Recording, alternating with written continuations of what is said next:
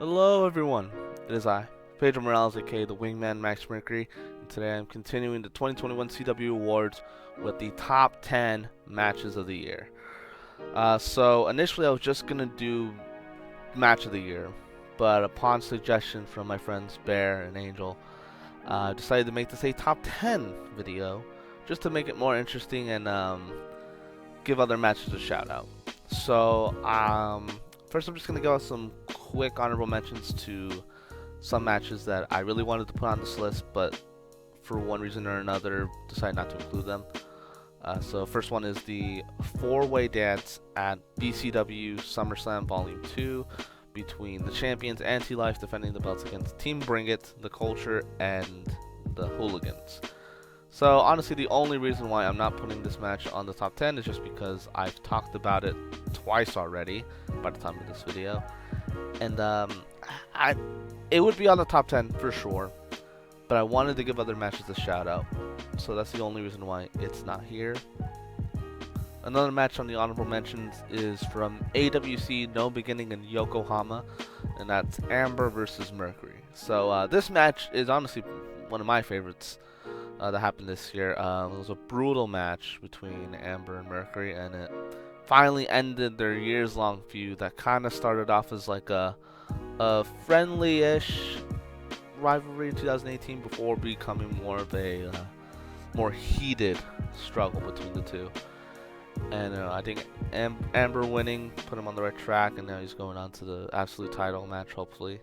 And it, at the very least, it makes me move on from this feud because I don't want to see Mercury get hurt anymore. But yeah, that's another great match. I will mention more honorable mentions throughout this video, so I'll save the rest for that. So let's just get straight into the top 10 matches of 2021.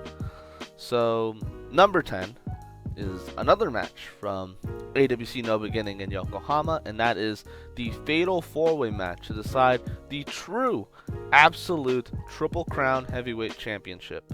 So you have the two champions, Sean versus Matt, and also two former champions as well, in Mario Sanchez and Rocky. All four men in a very carefully structured match where, for the most part, you had two guys in the ring while the other two are outside.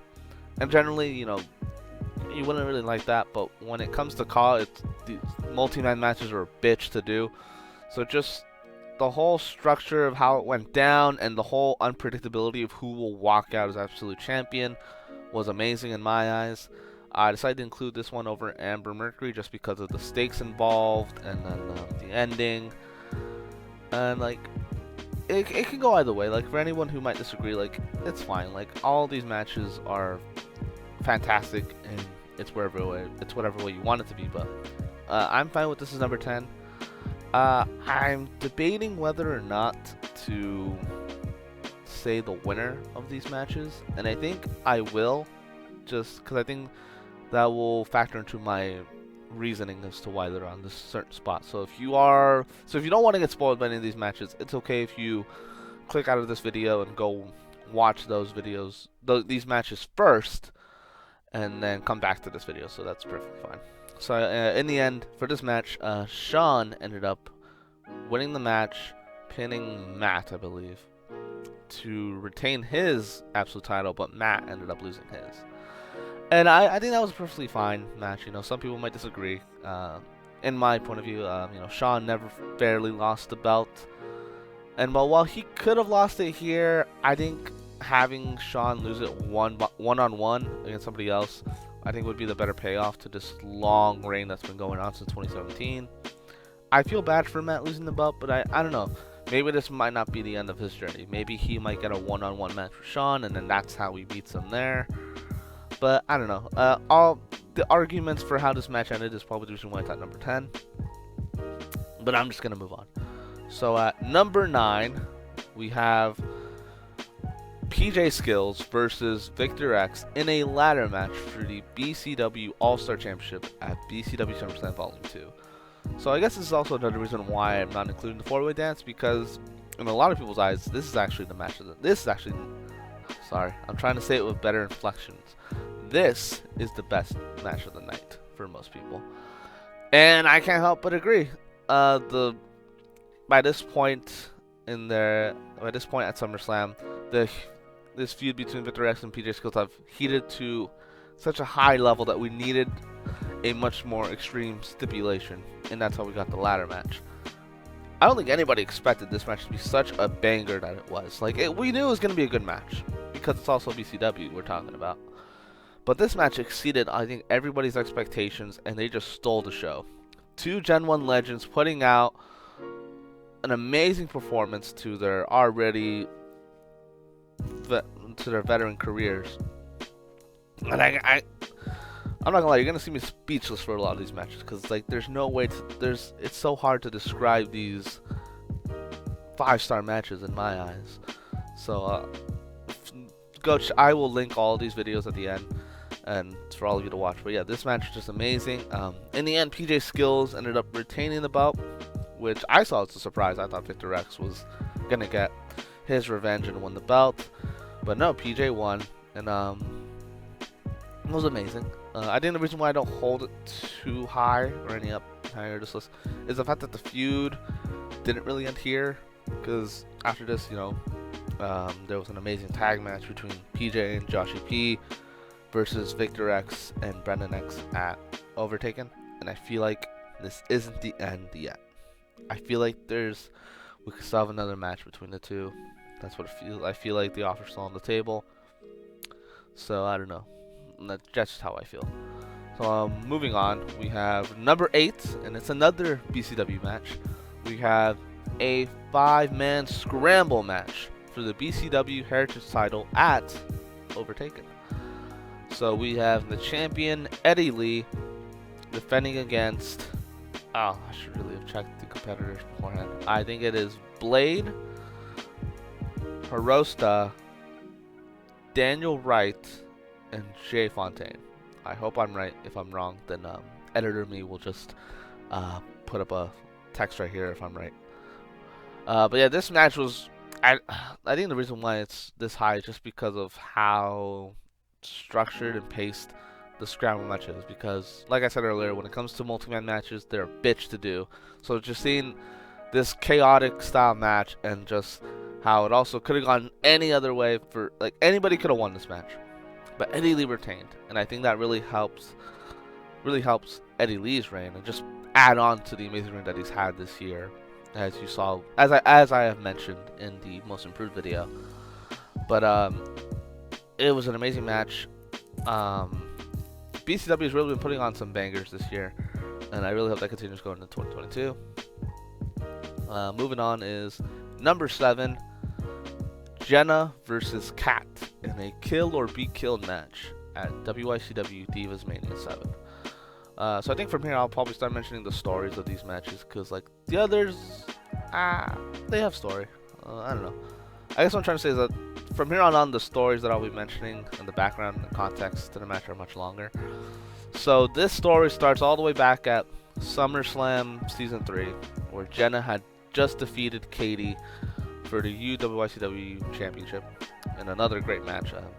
That match is definitely an honorable mention, and you should all check it out. But after Jenna had won, Kat came storming in and cashed in her Money in the Bank briefcase and won the WYCW Championship. Not without. Well, she came in and just decided to turn heel and brutally injure Jenna with so many headbutts. I swear she just like caved her skull in. But it left Jenna on the shelf, and Kat would end up having an amazing WYCW Championship reign against the likes of Victoria Vixen, Katie, Evelyn Black, and another 5-star title defense against Ashley Punk, which is another honorable mention that you should go check out.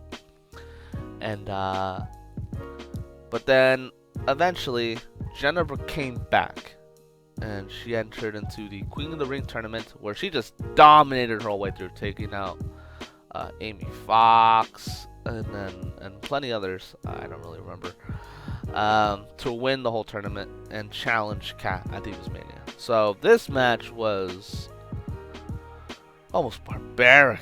Just as you can tell by the title, the stipulation, you know, for a kill or be killed match, Mike went all the way in terms of the violence. And honestly, I really thought Jenna was gonna win, considering, you know, kind of like a storybook ending for the final match of the 2K18 continuity. But in the end, Kat ended up winning through her usual strategy of just head smashing her way to the victory. And it was amazing. It was bloody, violent. It's everything that you would want in like a hardcore style match. So definitely go check it out when this video's over. Or if you haven't checked it out yet, I wish you had paused and you can watch it. But yeah, that's about it for that one. So moving on. Sorry, I have all the picks on my phone. Okay, so moving on, we have number 6.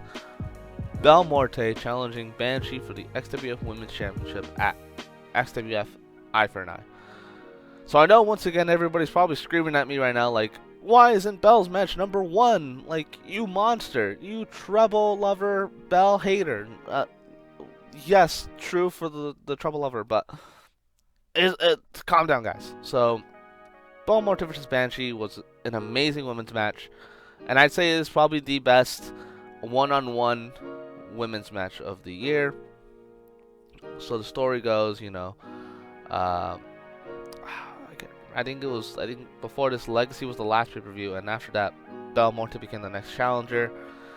And over the weeks, they were just getting under each other's skin, and the feud got very heated and violent very quickly.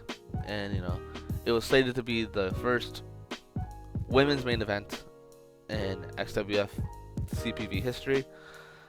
That's already enough stakes as it is. But on XWF Eye for an Eye, which was centered around Damage Inc. versus Team Tommy T. Thomas for control of the company.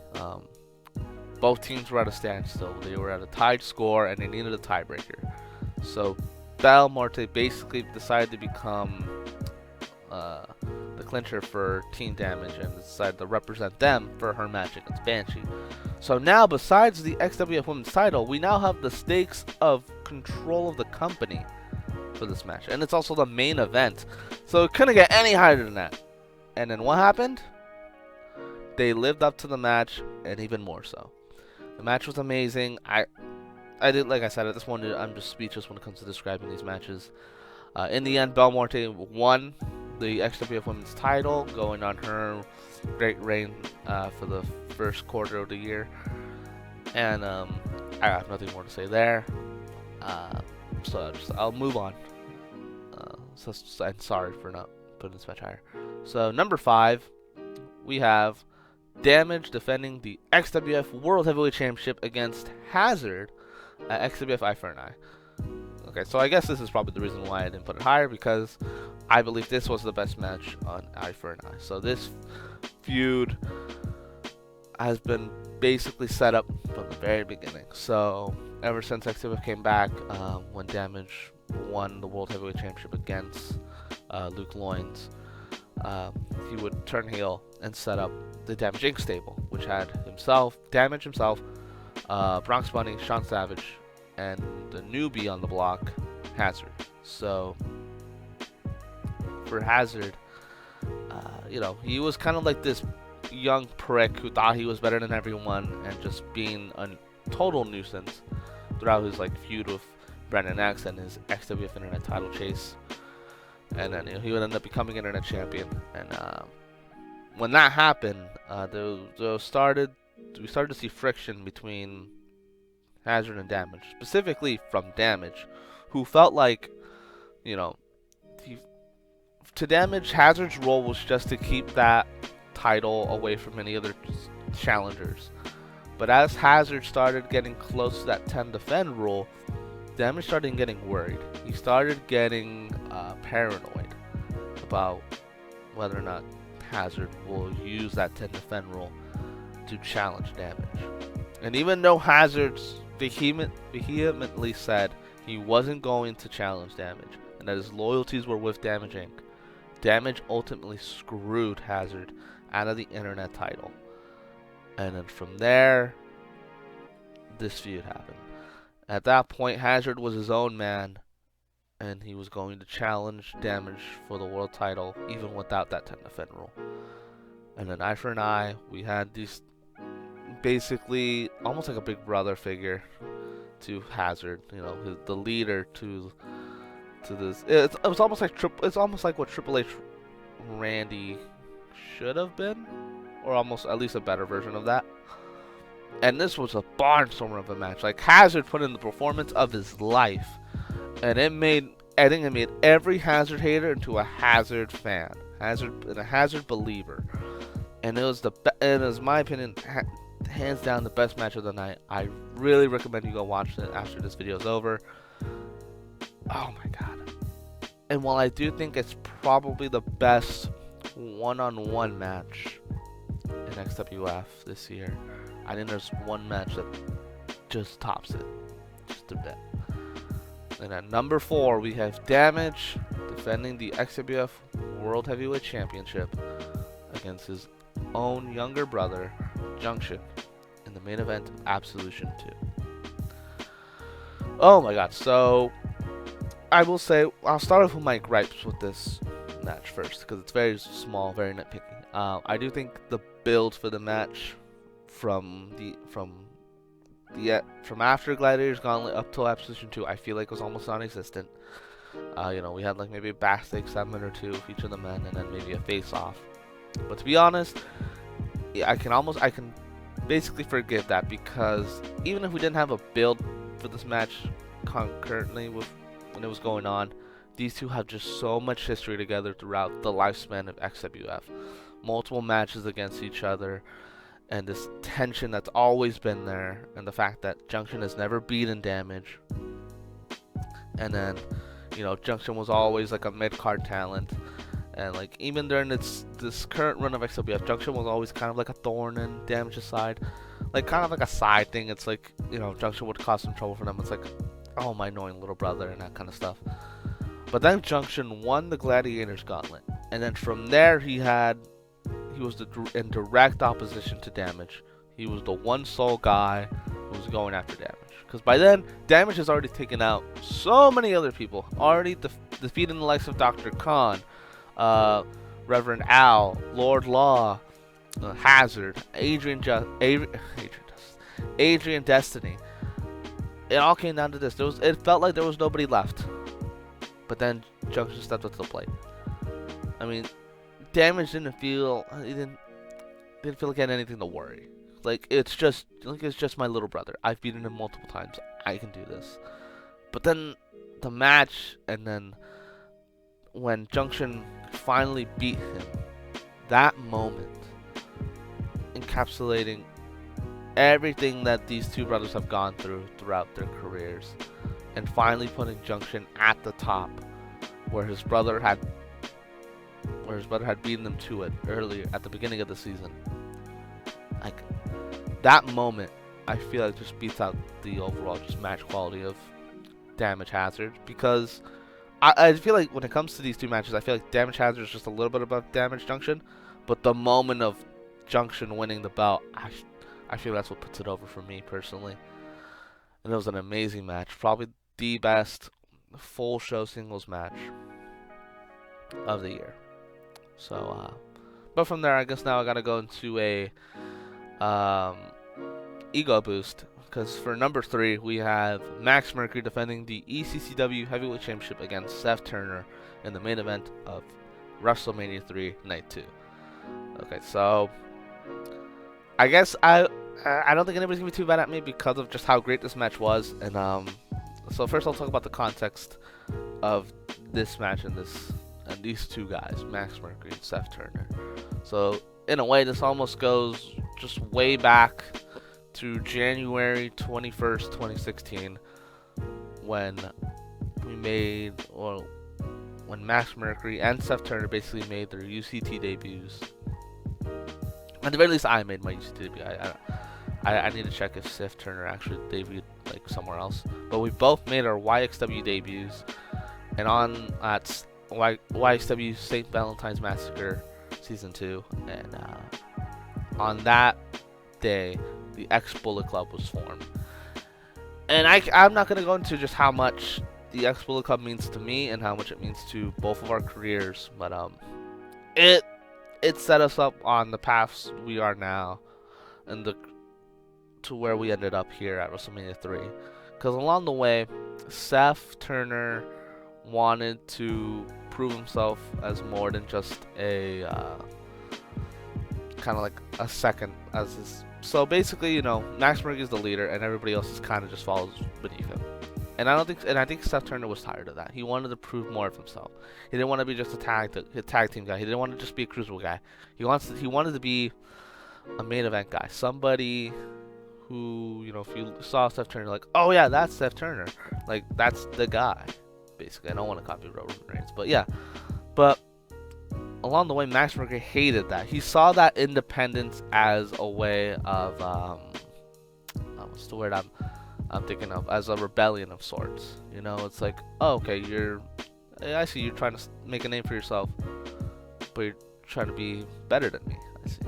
And then from there, Max Mercury, you know, turned on Seth Turner, and you know, from there, you know, we've had two instances of Seth Turner versus Max Mercury. We had that feud in XWP and in ECCW. In XWP, Seth Turner just rolled his way through the X-Bullet Club and killing the stable there. But in ECCW, Seth Turner tried to take over the stable, but Max Mercury saw what he was trying to do and turned on him, and they would have a good feud there where I think Max eventually just beat Seth in an ambulance match, and that was that. But then the real build to this match started at the ECCW Royal Rumble Season 2, where Seth Turner ended up winning the Rumble. An amazing match, by the way, one of the best matches in 2020.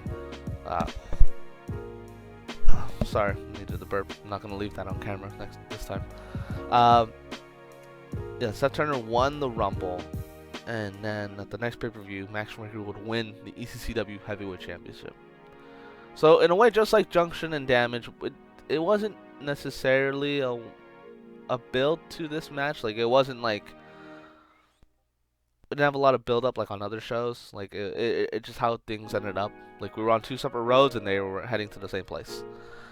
And it, just like Damage versus Junction, it more relied on the history of these two individuals and how we came up together and how I ended up being the star and winning all these world titles and having all these success while Seth was relegated to like mid-card or even lower.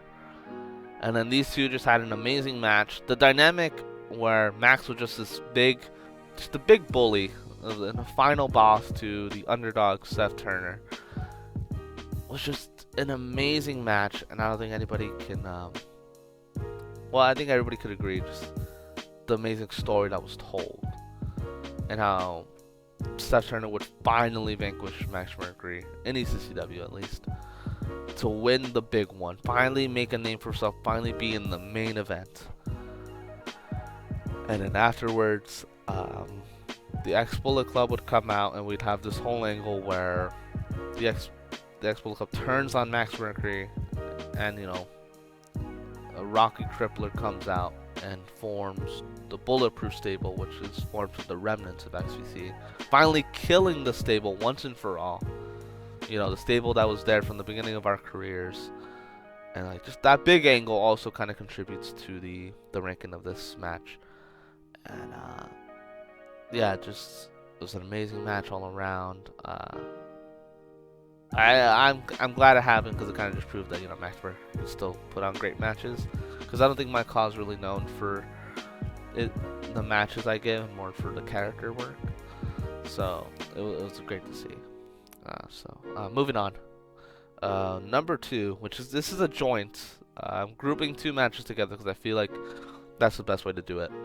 We have the OCW Men's Royal Rumble match and the Women's Gladiators Gauntlet match. The Women's Gladiator Gauntlet match from XWF. So first off, we got to talk about that weekend, a back-to-back showing from XWF and OCW, giving us 4 basically Rumble matches that were all amazing in their own way. But I decided to just give the nod to the OCW Men's Rumble and then the Female Gladiators Gauntlet as like the 2 best versions of the female and men's matches that we had.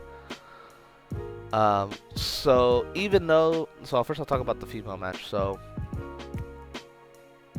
as short as it was, even though there wasn't as much star power compared to the female one, I feel like it was an amazing match for one.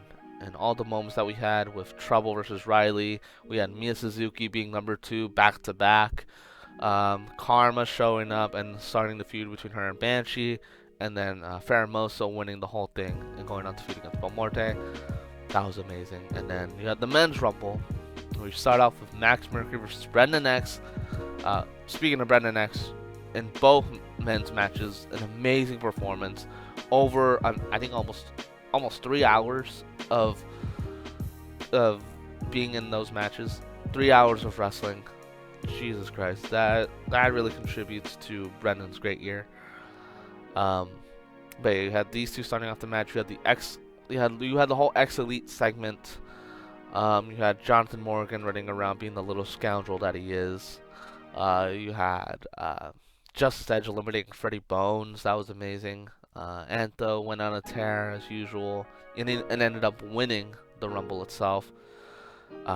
2 fantastic matches of that 2-day weekend, and then gotta give props to the honorable mentions too, where Karma won the female Royal Rumble match, and then Junction ended up winning the Gladiators Gauntlet.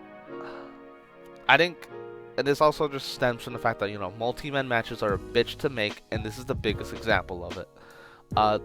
Carefully structured, well-paced for the most part, because I do think that the XWF men's Gladiators Gauntlet match is just a tad bit long, but in hindsight, I may have been a little too harsh. But all 4 of these matches are amazing, but the spot really goes to the men's Royal Rumble match and the female Gladiator Gauntlet match. Okay, so then with all of that out of the way, time for number 1 match of the year for 2021. We have Dever defending the BCW World Title against Justice Edge and Aaron Wolf in a triple threat match in the main event of BCW WrestleMania 2. So this is pure match quality at its finest. This match was rated 5.25 stars from me and Hernan.